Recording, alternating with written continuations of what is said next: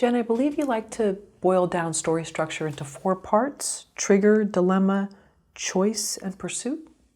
I've had so many different components of the looking at story. So it's all about different angles. So yes, that is one formula that I've used, and I've also used the idea of another 4 points that I've used is the idea of biggest fear, dream, and the trigger event and the dilemma. And so looking at how those things affect story. We always hear about 3-act structure. Yes. Why do you break story into 4 parts? I am always seeking story tools. So I analyze story in the brilliance of what is being done right now in film and in streaming. I am always looking for tools and how do I break it down in a way that the writer understands. And of course, obviously when you look at the 3-act structure, you're also looking at Act 2 as in 2 parts. So you're essentially looking at 4 parts of the story. So, and I think that you never know like what comes through you, where you hit these aha moments when you're watching story and you're like, all right, these are the points that work. I remember recently I was looking for components, key points that take us into voice. And I read a pilot where the voice was so clear. And I hit the aha moment of looking at the concept, the main conflict, and how the protagonist feels about that conflict.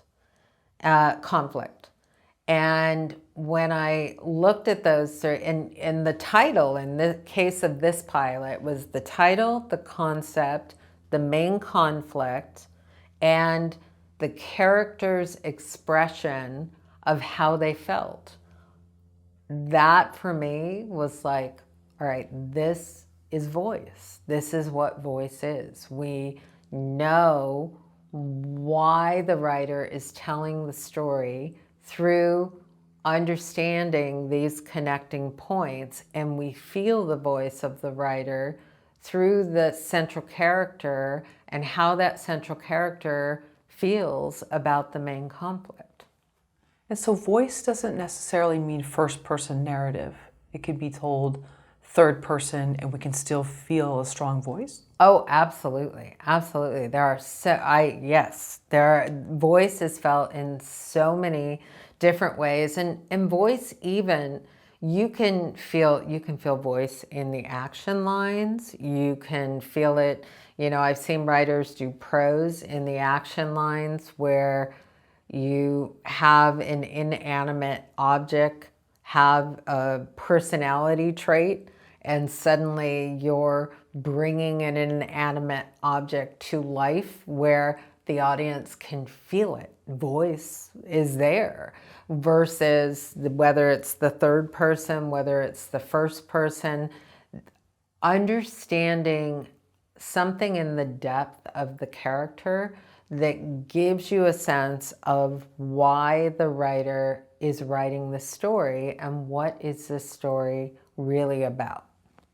So like in Wednesday Addams, the hand Yes. has its own voice and its own sort of Exactly. narrative. Right. The hand is symbolic of so much. That show, I've only seen a few episodes, but that show is so brilliant. It is, yeah. Because I was trying to think, I thought, all right, like the film Top Gun Maverick, you have a built-in audience because we knew. So first going into Wednesday, you are looking in, you have a built-in audience from the Addams family. Then you're grounding it with the idea of a character who feels like an outcast going to a boarding school for outcasts and continues to feel on the outside looking in. And that is so encompassing so much of what's going on in the pandemic that I feel like it's hitting a note. And because we feel like we know this character, but we don't know this character at the depth that this show is bringing us into this character. So that it has an immediate audience following, as well as, I think, old generation and new generation finding a value in this story, and everything that's going on in the world making us feel that value. And then you look at Top Gun Maverick and you're like, all right, everybody saw the first Top Gun, and we are all in that wound. I mean, we felt the wound with what happens to Goose in that movie. So that is something that has stayed with us. And then you have this film, which is phenomenal, take us into going beyond that through Goose's son, and Maverick being put in a new dilemma where the past, since we were all in it, is haunting him and affecting choice in the new. So that was an incredible way to look at, how do I get an audience by finding an audience who knows the wound, because, and even if they miss that movie, is still going to find fulfillment from looking at this. But chances are most people have seen the first movie before going into the second movie. So I look at both those projects and I look in awe at how the thinking went into and how the outcome is amazing. Is 3-act story structure a rule that you can break? It is. It is. It's not a rule that anyone recommends breaking. It is there to help you. When I look at rule breaking with writers, I look at, certainly I feel like in streaming, rules are being broken all over the place. They're being broken, or in film with Aaron Sorkin, or they're being broken by seasoned writers.